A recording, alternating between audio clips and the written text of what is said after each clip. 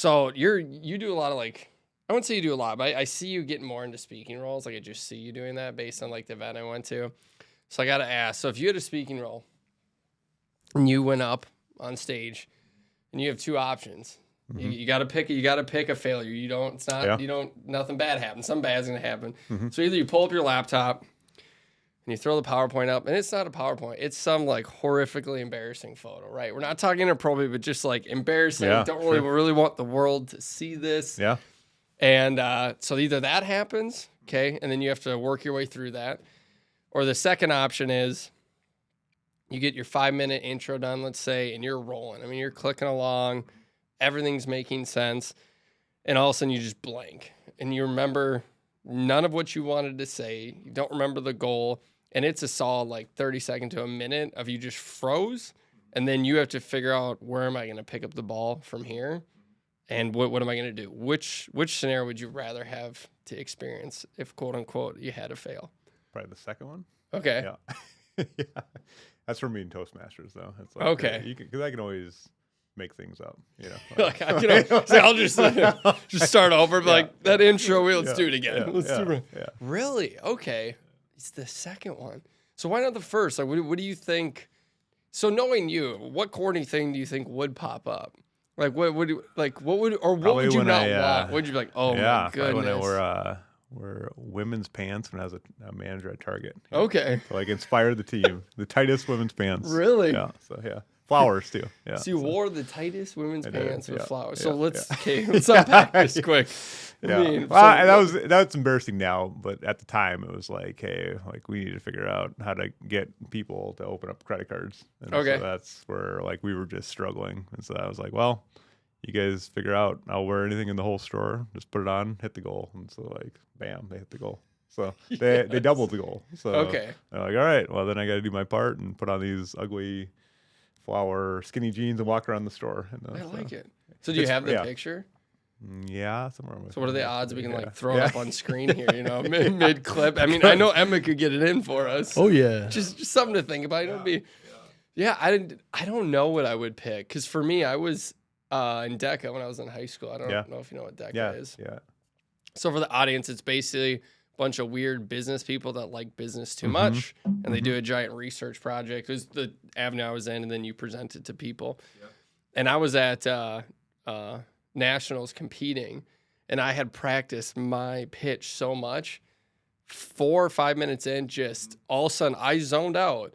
I kept talking, and then I zoned back in. I was like, I don't even know where I am in this message right now. It's like, and I just froze. And you're right, I pulled it out of thin air. Yeah. But it wasn't as good as what I had scripted, right? Yeah. At least when I was that age. I don't really know now. But I was thinking, I was like, that was. And the worst part is, I want to lie and say it didn't happen. It happened 2 years in a row. Yeah. Both years at nationals, and from then, I like committed. I will never over script and practice something.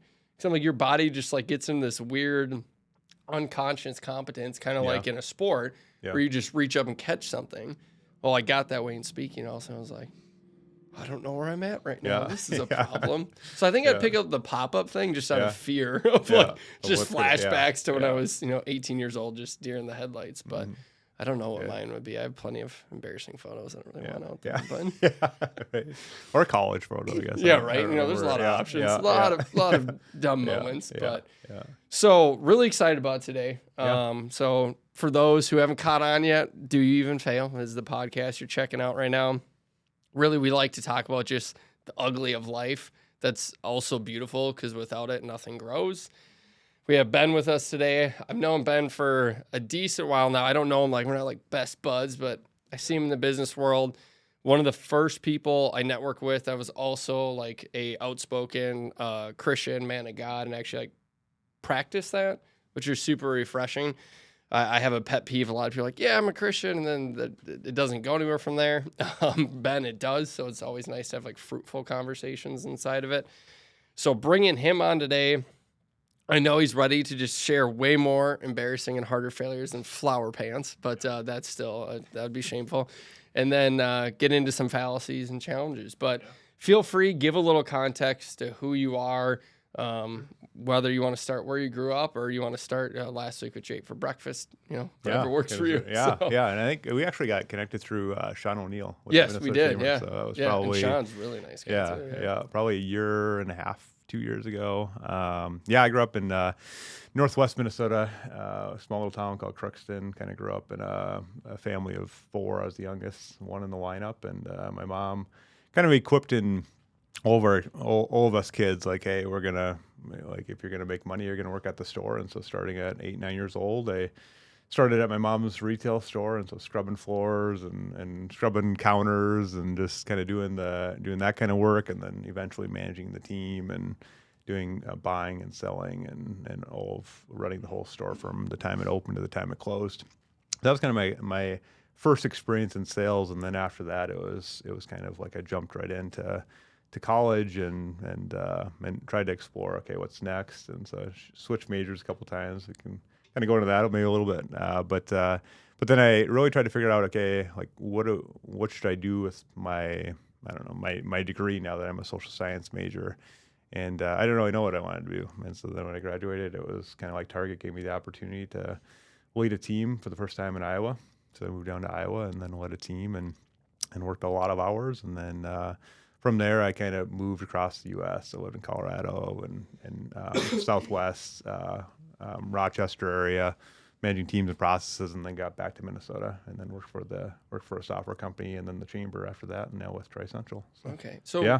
Did your mom and your parents like own their own store? Mm-hmm. Like, yep. Okay, what? Yeah. Not too common to hear like a parents own a retail store. Yeah. So what was so the it was space like a general store. Okay. So I always tell people, I'm like, the best way to look at it was you have the little stores in Brainerd, the little store that you go into, like have the specialty gifts, and then you have the Hallmark store. Oh yeah. Combine those into one store, and then at about 10,000 square feet, that was my mom's store. So we had everything from quilts, candy, coffee, everything in between. And then we worked with different clients on custom gifts and then we eventually sold that. I graduated high school in 07, sold that in 08, and then my dad ended up buying his manufacturing company. So we kind of flipped from retail to manufacturing, and then just kind of always have been in the So how much world. candy did you steal as a kid in the store? Yeah, a few. Yeah. Was there a favorite? Like, I don't know. Like right now, I gum. Or? Yeah, good question.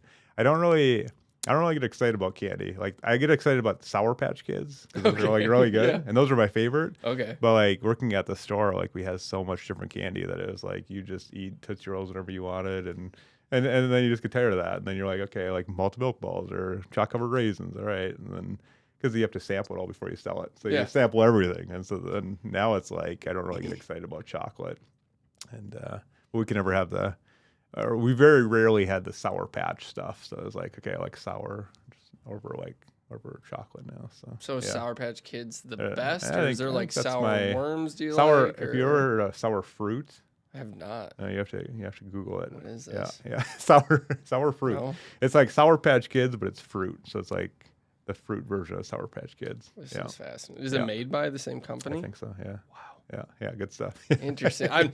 So my wife is obsessed with sour, like gummies and sour things. I'm not. So when I worked for Marco back in the day, we had a location out in Pennsylvania in Harrisburg. Okay. Yep. Which is like 10 minutes from Hershey. Hershey's, yeah. And Hershey was a client of mine, so I'd always go there, and I'd get to buy like the newest candy that was out before it was even in stores. Yeah. So anytime someone can catch me off guard with something new, I'm like, all right, I should look try it out. that. Yeah. Good to know. Yeah. Now my wife's gonna listen to this and hold me accountable. Be like, hey, Ben said. Yeah, the Sour Patch Fruit, they're good. They're good. I haven't been able to find them locally, but maybe on eBay. You can buy it. Some guy in his basement's just hoarding them. Like, I have all that's left. But so manufacturing, what space in manufacturing? So I was never a my dad. My dad kind of took over that. Him and 2 other partners. They took over this manufacturing company that does aluminum castings. Think of like the semi-aluminum parts that goes inside the engine. That's kind of what his company makes. Okay. So he just sold that about 6 months ago. So now he's kind of off and on to retirement. But we had that from 09 till this past year. So good for him. 2 of them. Yeah. So yeah. I was like, are you next? Are you gonna go buy one or am I buy going a to company? Well, I have my own like the servant leadership stuff Right. that I love to do, and so that's kind of my passion and kind of gets me excited. And so, what is your vision with that long term? What do you want to turn it into? That's a great question. I don't know. I think it. For me, I never wanted to do it. Like, it wasn't like, I like always wanted to own my own business. I was like, I'll find like a business to take over, or I'll do my own thing. And eventually it was just kind of like I was meeting a lot of good people. And then I'm kind of like, well, why don't we bring them together once a month, have a really good conversation around servant leadership, and then have one guy in the group present his kind of what I call it, your vision, dream, or idea of like how you want to live out your life. And then we'll give you feedback on it. So that's how I call it your personal executive board. That's how that group was created. And then this weekend we're doing the men's retreat, and so that's been around. I've been doing that for 5 years. So we have 18 guys this year coming, talking about living out your values. Like, how do you define your values? If you haven't defined them, like look at your bank account or look at your time allocation, because those are your values. So we're just having those conversations. And kind of the last part of the business was just more outreach, but it's getting guys to serve, to volunteer more. So yeah. I would say defining your values is such a easy to do, hard to stick to, right? Yeah, like, I mean, with all the world around you, and not even just from a Christian lens, if we just talk about from a holistic lens, right? You can have a path you choose. Yeah. I always joke with people, like, the easiest example is I can sit down at a table where everyone's eating lunch, right? Yeah. I can pull out a salad, and then I'll pull out a salad the next day. If I pull out a salad 5 days in a row, now I'm the weird guy, right? And everyone's like, why you keep eating salads? Yeah. But if I pull out McDonald's and I pull McDonald's the next day, I pull it 5 days in a row, no one says anything, right? So it's like there's these unsaid norms that exist that the minute you slightly go against it, it's easier to just go with it than it is to flow against it. Yeah.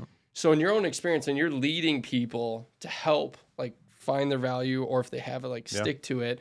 Yeah. How do you do that though? Like, we're all in different. Like, I would say we're all in different walks. Like, first off, it's not like I have it all figured out, because I don't. Right. Like, I know you don't. Yeah. So it's just figuring out. It's kind of like where, like, what are like my values? Like, I'm a Jesus follower first, and so like, am I aligning my time allocation to that? So like in the morning, am I taking time to pray and to meditate, and am I taking time to fast? Looking at just kind of like that first value, and that's looking at so I just really look at my year every year. Usually it's at this retreat, we have about 2 to 3 hours just to really look at our time for last year and figure out, okay, are my goals aligning to where I'm at? Are my values aligning to those goals? Are my finances aligning to my values? So all those should align. And so for me, it's really looking at, okay, here's different areas of my finances that I maybe I wasn't tithing, or maybe I wasn't. I'm just trying to think of different examples. Like, fasting once a month is kind of a goal that I have, but that's for me is like a faith fast. It's not like, hey, I'm trying to lose weight, And so, it's really challenging myself in that. And this retreat is it's not a Christian retreat. Like we have one guy that's Muslim. We have guys that aren't believers, which is totally okay. It's just trying to figure out. It's like, what have you written out your values? Have you said like, hey, I'm this. I'm really like, I value money, or I value family, or I value friends, or I value this, and I'm going to look at my time and money allocations and make sure they align to that. And so that's kind of what we do. And for myself, it's a self-reflection. So yeah, I give myself a grade every year of like, really, here's what I'm doing really well. Here's kind of the grade that I give myself. Here's why I give myself that. And so I've been doing that for 8-9 years now. So what's your greatest weakness in sticking to your values? Where do you like frequently stumble? Weakness. If you're grading yourself, too prideful, Okay. Yeah.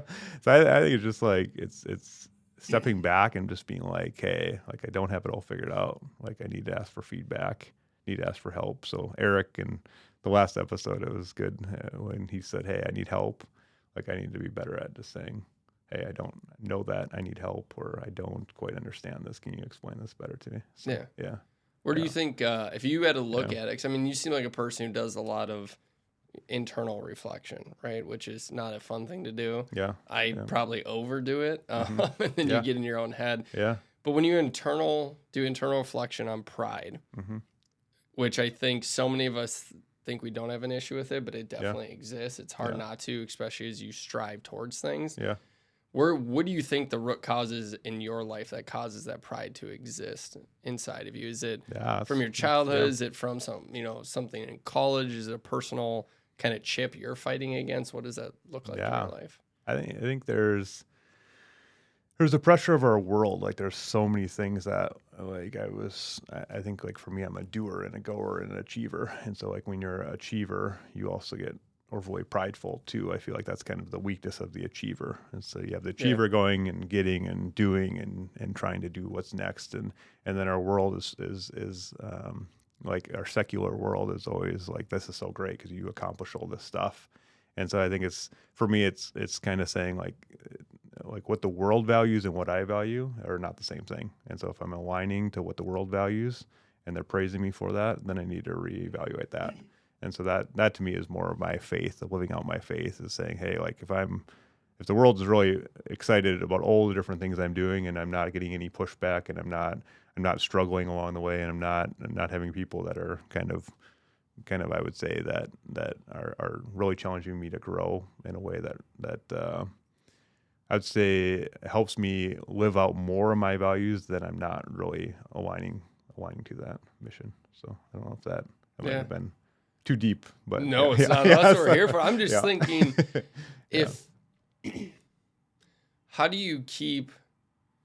So where I go with it, let's backtrack quick. So like I'm a big proponent of lifestyles that are provocative, against the grain, not what society deems as the norm or average. Big proponent. I think everyone lives in some over state of mediocrity in some part of their life, and they should look at it.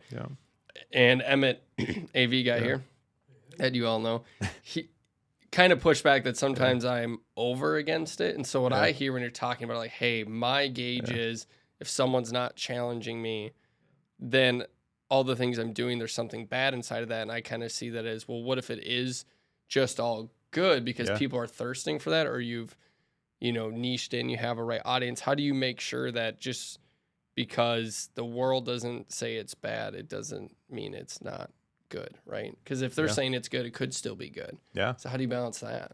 That's a great question. I don't know if I have I would say, I think the best way that I try to balance and gauge my pride would be having strong mentors in my life. And really, like, there's a handful of people that have walked with me through tough stuff and not the greatest me. And then now it's like, okay, this is where I'm at and this is what I'm struggling with. And then having their feedback of like, kind of when I get outside that line of like, hey, like one of them is my girlfriend, Britt. I mean, she always reminds me of like, hey, humbleness is really key here. Yeah. So I'm like, all right. So yeah, I get it. Yeah. So that's one thing of just that part. And then there's other people in my life. Like there's a friend back in Fargo that I have been friends with for many, many years. And he didn't grow up here. He grew up in Brazil. And so sometimes it's like when I'm talking to him, like some things like he's really challenging me on of like, hey, like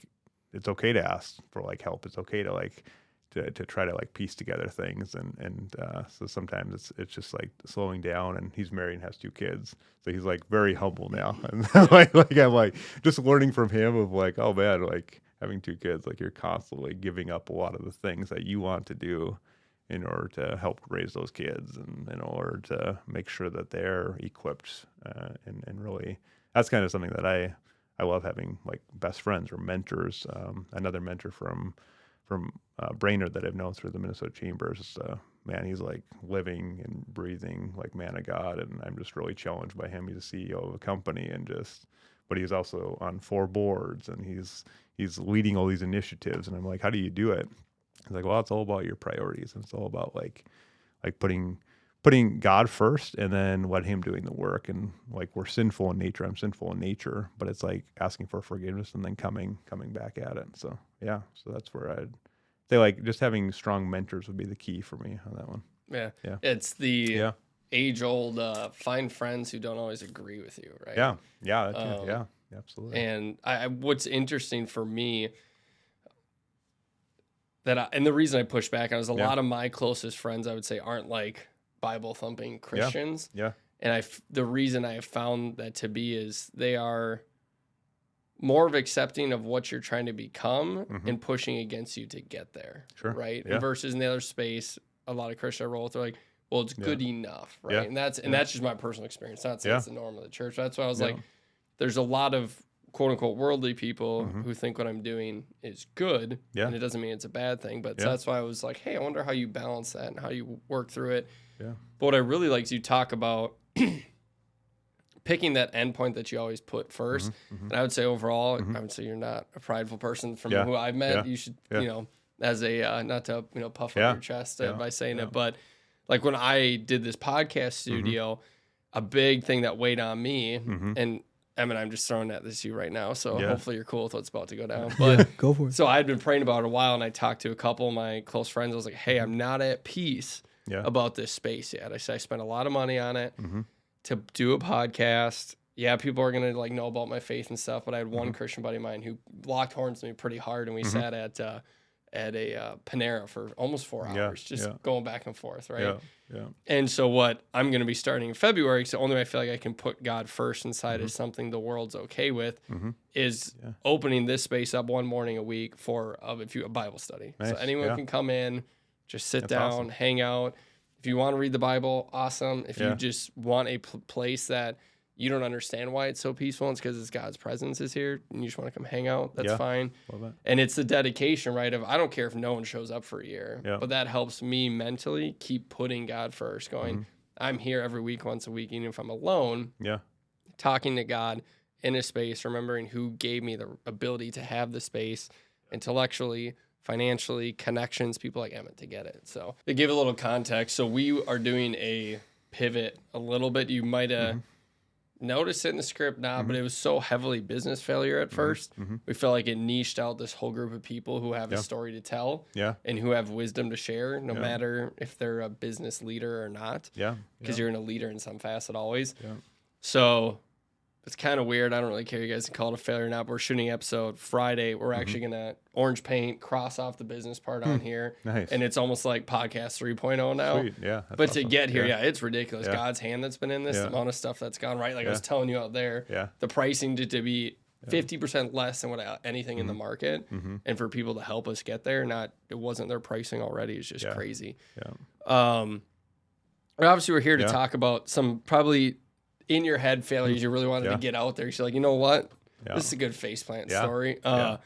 Where are we starting in your life? Where's the first one? You know, it definitely wasn't when you were a child and pooped your pants, like we talked about last episode, Chad. That's normal. You know, you're only one. But what do we unpacking tonight? I thought of a couple things. I think like growing up, it was interesting. I struggled throughout middle school and elementary school. Like I kind of get sometimes kind of emotional about it because I just was not a academically horrible student. Like academically, I barely passed, and so then it was kind of like I would say like elementary school. My parents were struggling. Okay, how do we get this kid kind of learning and growing, and he has so much energy and like ADHD and all these different things that our world says like, hey, you gotta take pills or you gotta do this, but I did not, and it was tough. It was a hard time kind of growing up in that environment. And I think like back to that time, and I still run into parents now of like even like people my age that have kids that are struggling academically, or they're struggling with a learning disability, or they're struggling because they have a kid with whatever is going on, and maybe they have D's and F's, and they're like, hey, like all the other kids have A's, and like what did we do wrong?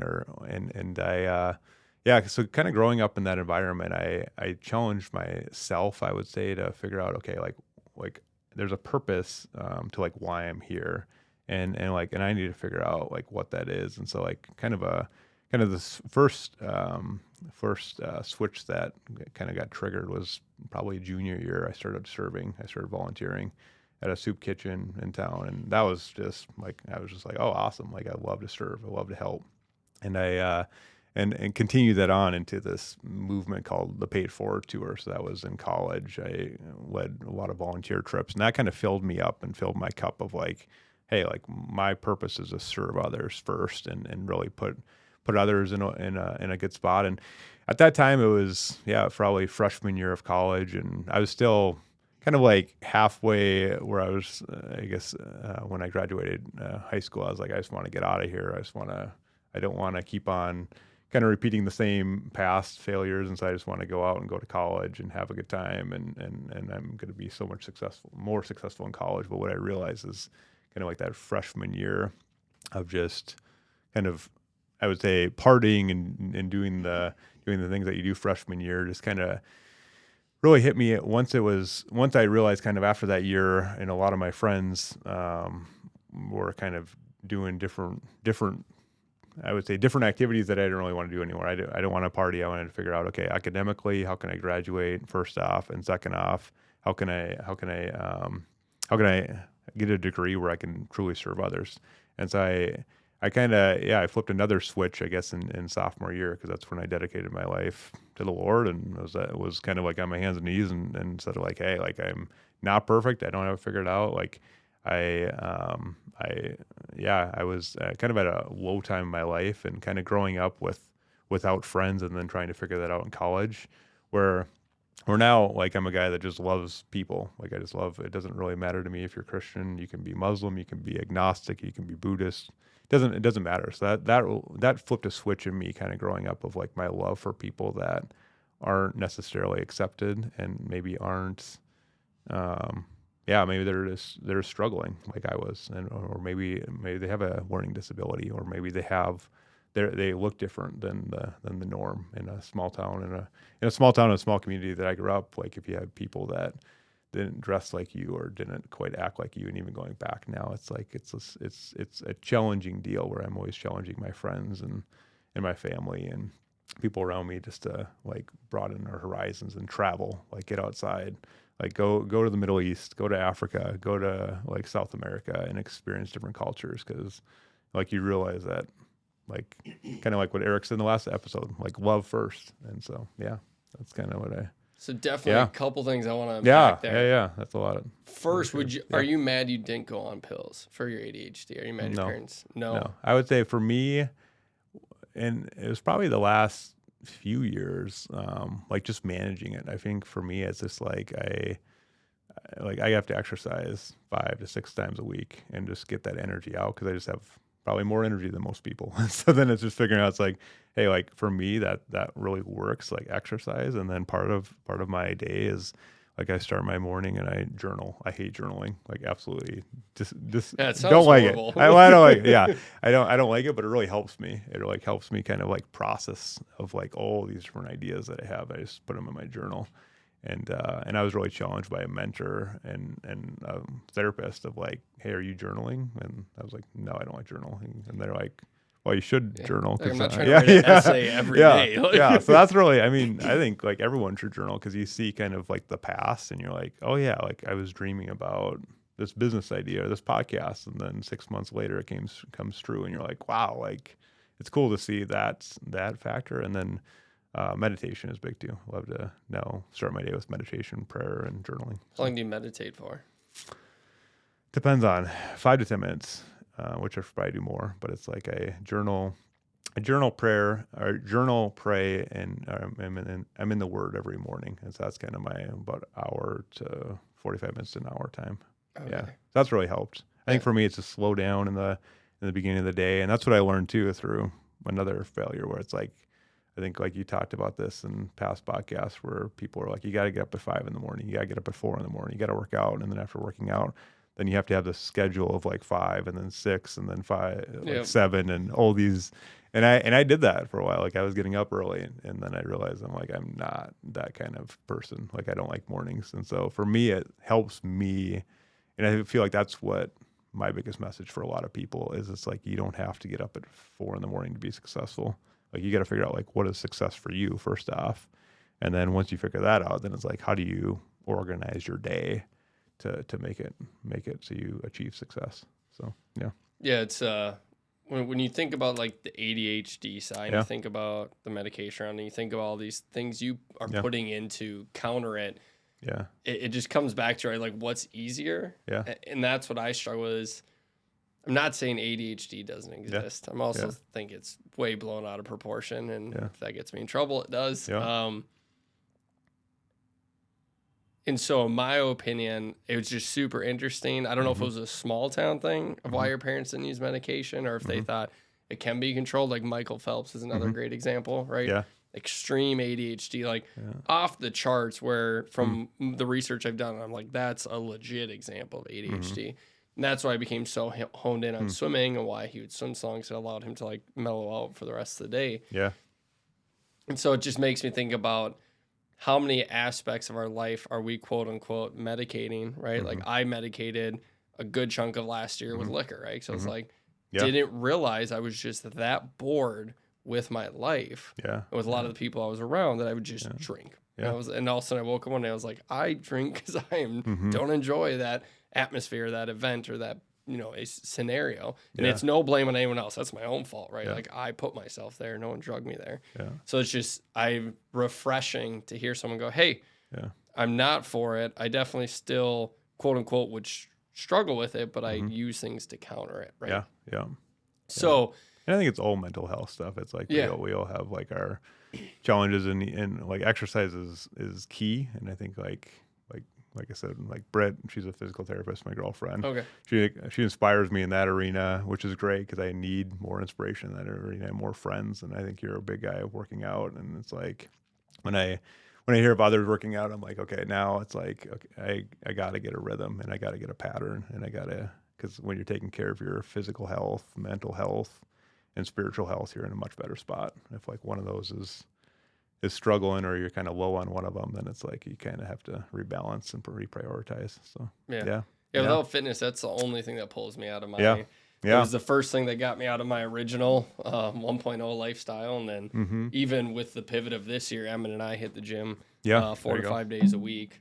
Yeah. And we go probably 2 hours a pop now, which you don't need to go that long. It's just kind of going back to my old ways of when I did that, it just focused so much more on my life. Yeah, absolutely. Versus just existing. It's sort of meditative in a sense too. I mean, you can definitely rip a 40-minute workout, or even if you're lifting by yourself, 20, 30 minutes for the health benefits. But when you're in there for an hour, hour and a half, 2 hours, that's where you really get the mental, you get to unplug, you're not on your phone, you're just, hanging out with your buddy or yourself, or whatever. And, it's not the same as really sitting down and emptying your mind, but there is definitely some mental benefits to it. Absolutely. Yeah.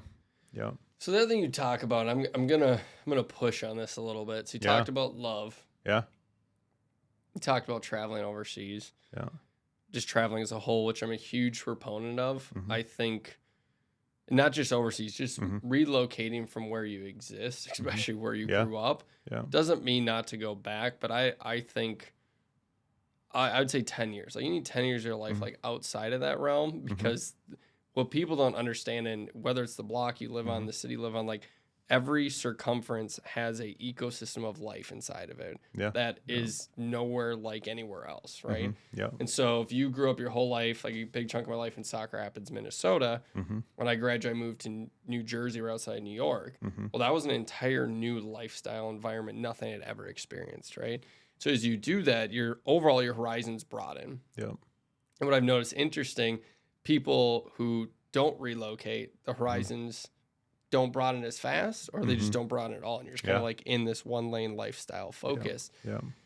But with that, like when I went over to India, crazy what I saw, right? Third world country, that is, you want to talk about humbling. You have a day where you're like, my life's rough. And then you think about that moment.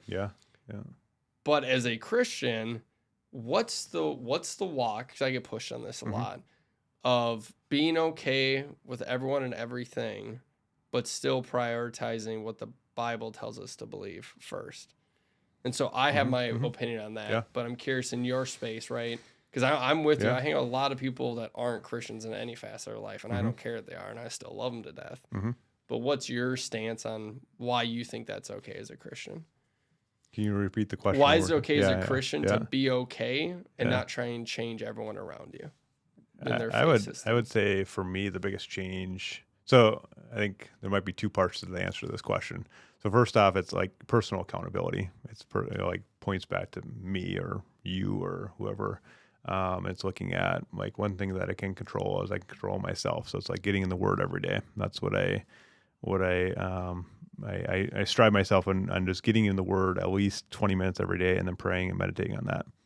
And so that's probably the first element to that question. And then the second element, that question of not changing others or not, like if you follow like what I've been reading through is Luke right now, and it's like you follow the teaching of Jesus, and he wasn't like, hey, come follow me like when you get everything figured out, like come hang out with me when your life is great and life's amazing, and or come follow me if you really are successful. Like all of his disciples, I mean, they had limited success, or they were kind of not the most well-liked people. And I think of like Paul too. I mean, like he crucified Christians. And so that's like, you can be at any walk of life. That's where I always share with people of like, I don't really care like where you think you're at, or if you're someone that is in jail, or if you're someone that's like, like Muslim or Buddhist or whatever you are. Like my job is just to love you for who you are. And I think for me, it's just building bridges. Like I love why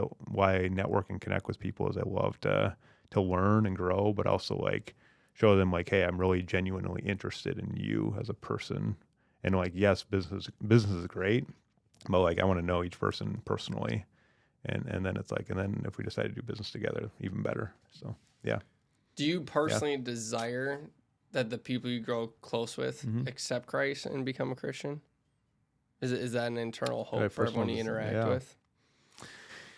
I would say, that is a great question. I would say I hope that they see the love of Jesus through me, and that's my hope for them. I mean, when I get to heaven one day, it'd be great if everyone came along with me, and like, but it's like that's not my job. My job is just to love, and so it's like that's kind of where I'm at on that question of like my job isn't to and I think like looking back at like when I like one failure that I had is when I led my first team at Target. Like that was like I look back at that and I'm like, man, I had like I was reading John Maxwell books and I was handing them out to my team and I was telling them I would pray for them, but then at the same exact time I was like, I wanted everyone to be like me. I wanted everyone to like look like me on my team. I wanted everyone to lead like me. I wanted everyone to have 100% positivity, no negativity.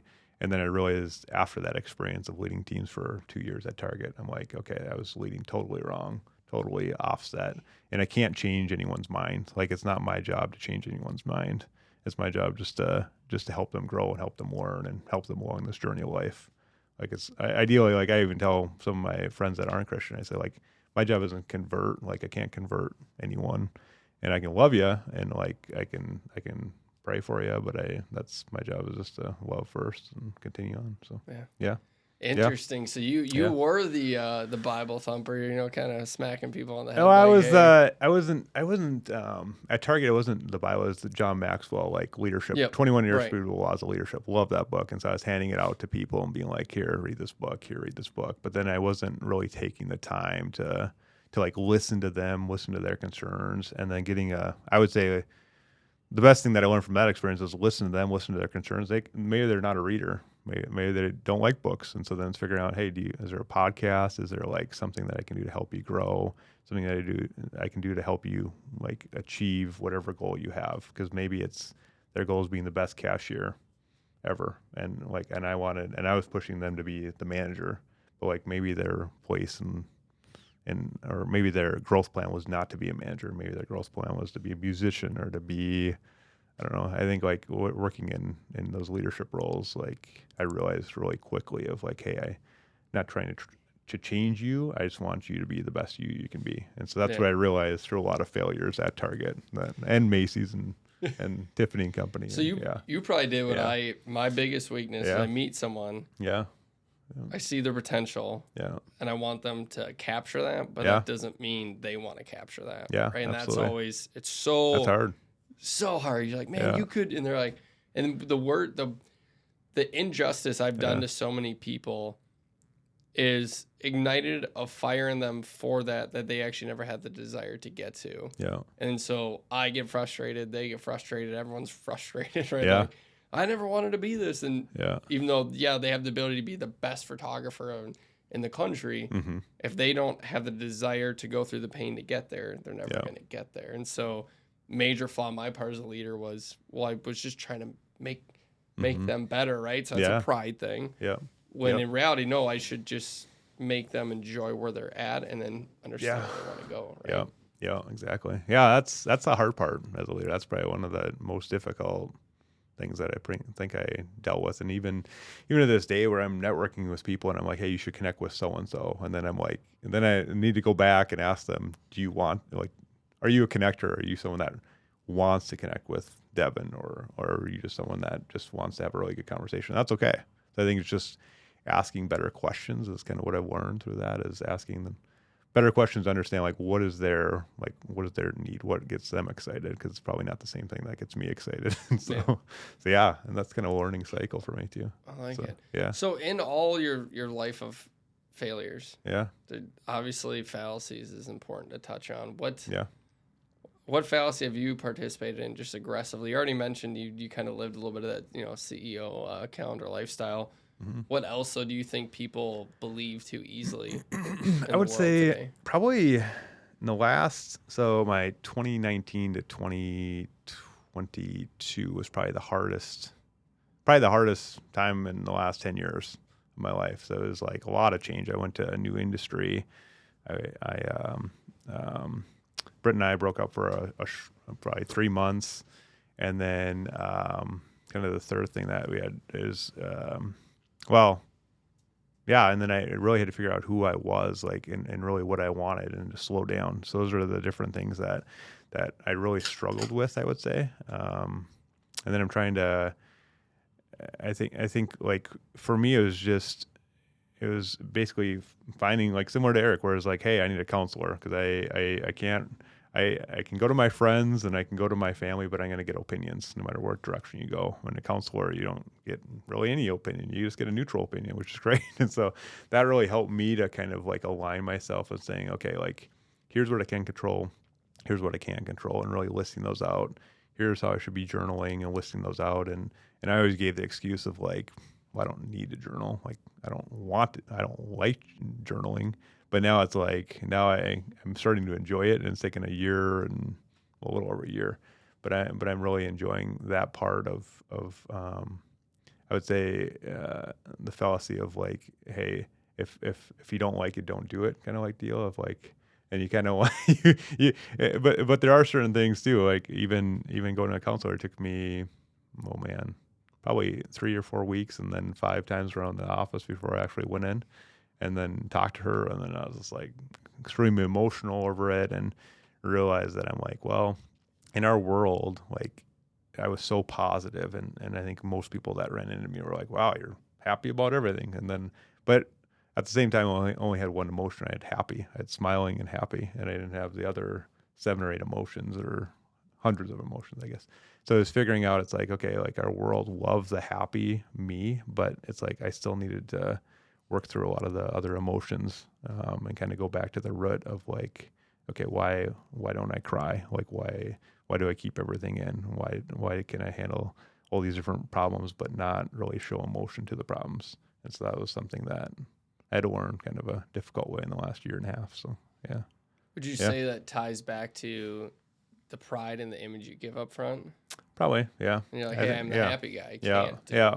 I think it's like most people that I interact with, it's like I'm trying to shoot positive all the time. The glass is always half full, and I think like part of that too is just like this podcast. It's like walking through the struggles, and it's like sharing those, and I'm not, like most of my friends would tell you too, and like even family, like I don't share a lot of deep stuff, because even like my childhood, like my middle school, high school, I don't share that with a lot of people. I don't share those things, because it's like I like to flip the script of positivity all the time and keep everyone kind of uplifted, and that's just kind of the person that I am. But it's like, in order to relate with other people, like, you got to be able to, if someone's going through a difficult time and you're like, hey, like, this is going to be great, like I see, even kind of like I saw myself too in the church of like, hey, I'll pray for you. Great. Next, it was just kind of like, now I'm like, oh man, you're going through a really crappy time. Like, your girlfriend broke up with you, or you lost your job. Like, let's talk about that. And like, how are you actually doing? And like, what's going, like, how can I encourage you? How can I give you either a connection, or how can we get you into an interview, or like, can I help you with your resume, or or can we like walk with you and talk with you and hang out with you? And that's one thing that I've learned of like, just show up. Like, don't worry about all the what and the questions you're going to ask and all the things. Just show up and be present and give them time. So that's what I had to learn in the last year and a half. And I had a good like mentor of mine that kind of growing up, like he was, I would say in college, he was like my first mentor and someone who I speak really highly of. He just passed away of cancer last year. And so that was another hit where I'm like, geez, like, but he was a guy that really just helped me and opened my heart of like, show emotion, like show others who you want to become and don't be afraid just to spend time with people. And so. Yeah. Well, first of all, sorry to hear that about. That's not a fun space to be in. Yeah. Emotion. It's funny because I would say, I mean, correct me wrong. I'd say I'm on the opposite. Like my emotions I wear on my sleeve. Yeah. I'm a very passionate human being. Yeah. And I would say the thing I always push back on people is glass half full is a good mentality after you've lived in the moment. Yeah. And so I was reading this book, The Subtle Art of Not Giving a Fuck. And he was talking about, and it was just interesting how to hear someone who's so, the writer's so gung-ho, but like not caring about so many things, but obviously the things you do care about, allow the emotion to sit. Yeah. And then fight it and move forward, right? And that was always me, as people would see it as, oh, they would see me spike 0 to 100, is right? So like super sad or super angry or super excited. Yeah. I mean, everyone would always tie that emotion to, well, that's what Devin's going to be about this thing forever. And my frustration always was like, no, let's have fun. Let's enjoy it, or let's be sad in it, or let's be angry about it. Let it out for 5 minutes, half hour a day. I don't care. You choose within reason. All right. Let's not hold it for months. And then settle back down to neutral state and go. And so it's always interesting as people try and tamper me down or pick you up right away. And you're like, no, just sit in it with me, right? Like just have a moment with me. And then, in a week, if I'm still sulking around or I'm, blindly still happy about something that I shouldn't be, call me out. Yeah, absolutely. And it's such a weird space to be though, because you're also, you saw, I have a little bit of you in me where it's like, I want to fix it. I want to help you move on, get past. And the best way sometimes is to not get past it at first and then move on.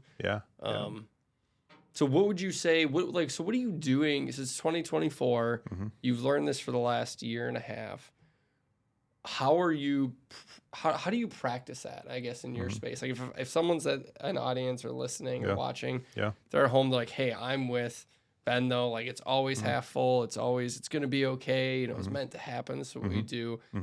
What tips do you have for them to kind of help reset their brain a little bit to keep that? Cause that's good. We need those people, but how do you make sure their 1.0 response isn't that's 2.0 and 1.0 is being in the moment with the person? Yeah, that's something that I'm still working on. Like, I don't think I have it all figured out yet. For sure. I think it's like it's something that I would say having people around you that really challenge you to think differently. I think that's just the first thing is like, I don't always go to like an emotional state, but like I think it's like, for me, it's like, I got to get away for a little bit and then like process it. And sometimes for me, it's like just going on a hike, and I love just being out in nature. And that's just like, man, I really open up. So it's figuring out that outlet for you. And some people it's music. Like, I know like some of my friends that love music and they get that outlet. For you, I think you said the gym, Emmett said the gym. So I think you have to have that outlet of like, where do you feel like you can have an outlet? Because you can't, I mean, you're only human too. And so it's like you are human. And so if you have that outlet, take that outlet, and then you can be more present, and you can really engage with people in a way that when you are present, you are present. And I felt like probably I read the book, The Ruthless Elimination of Hurry. And that book is like, oh man, that wrecked me hard, because I was always in a hurry and always doing happy hours and always doing this and this. And my schedule was packed. And then I read that book and I'm like, all right, no happy hours, out. And then I was really figuring out, okay, start my day with this, do Sabbath on Sunday. Those are all things that I can control.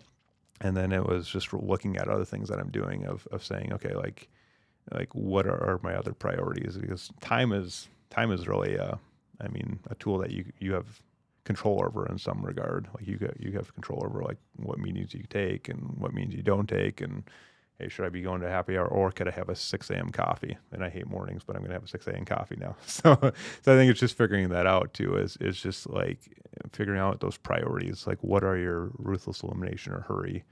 Like, read that book, figure out your priorities, and then you can be more present by having outlets too. It almost sounds like we always want an answer. Yeah. And what really you're calling out is if you're with me, and I am super sad about something, it's okay, from what you're giving a tip on, I would agree, to say nothing, do nothing, take a day to go on your walk, process what your friend's going through or a coworker, and then come back the next day and then sit in the motion with them if that's what you need, right? Yeah, absolutely. And vice versa for me. Mine normally is I'm going to be really good sitting in the motion with you in the moment. Yeah. But I've always worked on not giving any opinion or insight into the moment until the next day, because my thoughts are going to be fueled by emotion rather than logic, and yours are going to be fueled by logic more than emotion, right, at first. And so it's like, hey, let's switch those. And really what it comes down to is taking your time to have time with someone. Yeah. You don't need it in the moment. Yeah. And I think we feel like in society, because everything's right now, we need to be right now. Yeah. But the weird part is I would argue, when I'm sitting in the moment, someone's there for me, I never expect them to be right now ready to have the answer, respond perfectly. Yeah. It's just as meaningful when 24 hours later they shoot me that text, or they shoot me an email, or they give me a call because they've had time to process. Yeah. So I think it's a great, I just never thought about it. It's a great reminder what you're saying for all of us. Like, just, it's okay to take the time to go on your nature walk, to listen to the music, to work out of the gym, and then respond to the person or be there for them. Yeah. And I think, like, working in retail where you have people yelling at you, like, you have to have an answer now. You know what I mean? Like, it was good to get out of that. And now I've learned of, like, you don't have to have an answer now. You don't have to have the perfect answer. And it's probably better just to wait on it anyway. And I think of, like, a lot of decisions that we make, like, in our world, has to be like, what if we, like, that FOMO, and now I'm trying to have no FOMO, you know what I mean? Like, no fear of missing out, nothing in the fact that, like, if you miss it, maybe it was supposed to be missed. If you, maybe it wasn't a priority for you at that time. And so then it's just trying to figure out, it's like, it's okay to say no too. It's okay to tell people, like, hey, sorry, like, I'm not drinking, or hey, sorry, I can't do this happy hour, or maybe it's like, yeah, I'm gonna do the happy hour, but I'm not gonna do these morning coffees. So it's figuring out, like, what is that thing for you, so you can be present. And I think for my schedule, I was so over jammed of, like, all these activities.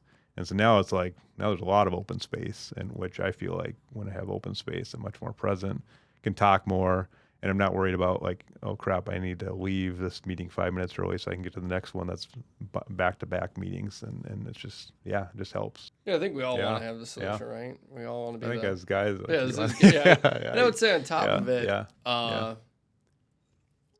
it's not just women who want someone to sit there and not have a solution. And I think too many guys aren't willing to admit that because it's too emotional. It's like, no, it's okay to just want to be emotional with somebody. Yeah. And the question I would kind of push on people always is, whether we're talking about the emotion side, the hurrying side, being there for people, to me, it reminds me of this quote I read this week that really talks about, don't just do things out of habit, right? Like a happy hour supposed to, a networking event I was supposed to go to last night. Yeah. It was so FOMO just racked me for like 3 hours. Like, I'm going to go, I'm not going to go. Maybe I should go. I don't think I'm going to go. No, but I need to go. I haven't been to an event in a while. I need to have my face out there. Yeah. But all the reasons why didn't deliver an end result that landed with what my, well, you said it earlier, not your focus, but your priorities. Thank you. Yeah. It didn't line with my priorities for 2024. I was like, well, does it help me with my faith? No. My marriage, no, I'm actually not going to be home as much. What about my friends that I really met last year? Nope, I'm actually going to have to leave that event early. Yeah. What about the podcast? Well, no. Okay, so why are you going to it then, right? Yeah. And it was out of habit and out of pride that I need to be there. I need to keep that front on. And so, we're really kind of just circling this drain, this whole conversation. It's taking time, slowing down, not getting caught up in pride and daily habits.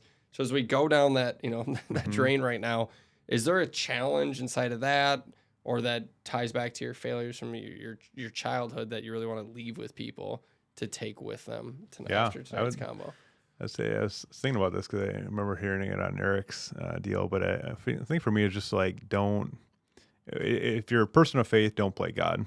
And I feel like every time that I've played God, I've failed miserably. And so, and it doesn't really matter what it could be, like leading teams, and I would try to control the team, or I tried to like put the right person at the right place at the right time, because I felt like it was best in their best interest. And and if you're not a person of faith, then maybe it's just don't have control over everything. You don't have control over everything. And so it's just like you have to give it up.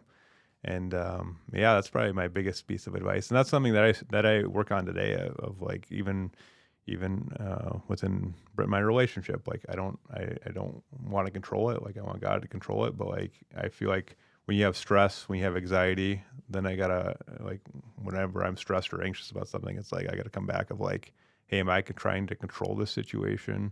And what am I trying to control? Because that's causing me stress and causing me anxiety.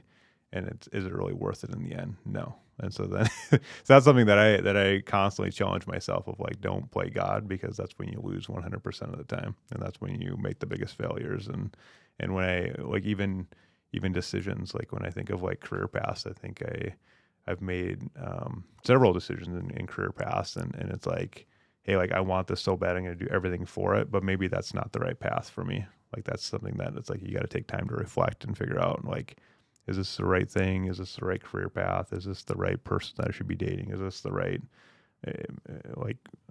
best friend to have? And then really not playing God and saying like, maybe it is, maybe it's not, but I'm going to force it. So I feel like when I force things, it doesn't really happen the way I think it's going to happen anyway. And even like goals, like when I have my goals that I've written out for the last 9 years, it's like every time I don't hit one, it's like, okay, why did I not hit that? It's just a learning experience. And so it's not a bad thing to not hit a goal. It's the learning experience to hit a goal. And it really challenges me to look at that, hey, I don't want to play God, and I don't want to control my life. I want less control over my life. So it's it is a challenge. Where you ended it, less control over your life. Yeah. Because I read a quote the other day that said the only thing you truly have control over is your mind. Yeah. And I valued it because so many people told me this for years, because I struggle with, like, I want things to work, right? And like looking at my last year's goals was brutal. I mean, I didn't reach over half of them. I didn't make. Yeah. Granted, I tried to send it as lofty as possible, so that's my excuse to myself. Yeah. But in reality, I just didn't have enough discipline to get there. But when people tell me, like, well, just don't only stress about things you can have control over. Yeah. And when you read this philosopher who said that, he dives into, he goes, how can you really tell yourself you have control over anything other than your own mind? Yeah. People go, well, your body. He goes, okay, cool, your kidney fails. Yeah. How did you cause that, right? You have control over your output of your work. Okay, really? Well, think about the billion factors that go into that. How's the economy doing? How is your business doing? How good did you sleep last night? Well, why didn't you sleep? Right? Like, so in the end, he's like, all you can control is your mind, which even emotions they talk about. My counselor says you can't control having it. You can only control what you do with it, right? Yeah. So again, the emotion side, your mind can only control how you deal with that. You can't control it surfacing. Yeah. So like, if you can't even control that, and you shouldn't, they say, how do you expect to control anything else? I think that's hilarious. So you're like, in the end, I just want less, which is so true. We shouldn't want to be responsible for anything more than our own brain. Yeah. Because that's enough work for me. Yeah. It's a mess up there. I don't enjoy hanging out. It's kind of scary, It's like the mirror. It's like the maze of all the mirrors, and they just keep popping up out of nowhere. Yeah. That's what my brain's like. So I just think it's interesting how you finish that statement off. Yeah. I think like one thing this weekend we're having our retreat, and like the word retreat is like fall back. It's like to go backwards. I think of like an army that's retreating is going back, and like we look at that as like, that's horrible. Like you're losing, but like for us as humans and for myself, it's like when I retreat, I actually gain so much more ahead, because I'm taking time to like stop, reflect, go back, look over, kind of like what you just shared, Devin. Like you looked at your goals, you're halfway through your goals, or you're 50% in. Maybe that was a good thing for you, because then that really fired something in you this year. Or maybe it's like, for me, it's past year, I didn't have necessarily the same goals that I had of like, hey, I need to accomplish this financial goal, or hey, I need to do this. It was more about kind of like an overall relationships. Like, how can I be better at growing relationships? How can I be better at getting involved in my faith or in different communities? And so it's just looking at looking at it and taking time to retreat. And I think we're always kind of progressive and we're always growing, but we don't take time to turn around and retreat back and say, okay, like, how can I learn from this failure? How can I figure out, like, what can I do differently? And those are kind of the two of, like, don't play God and retreat. Yeah. I'm working on those, and I don't have those perfected yet. I think they're both things that I kind of have on my radar for even 2024 of, like, hey, like, those are things I just talked to a couple of friends and they have their word of the year, but it's like, I don't really have a word. I just have, like, kind of combinations of different things that I'm working on. So yeah. Perfect. Yeah. Well, I really appreciate you coming. Yeah, it's on. good. I mean, Thank you, the Devin. fact that Appreciate normally it. Yeah. you don't like or don't typically talk about a lot of this means a lot. Absolutely. You would do it on here. Yeah. But we do at least need an honest. So Ben is a self-proclaimed NA beer aficionado. But what do you think of your favorite? One? Is which brand? And Athleta, I think it's called Athleta. And then what's your favorite? They're IPA. Okay. Yeah.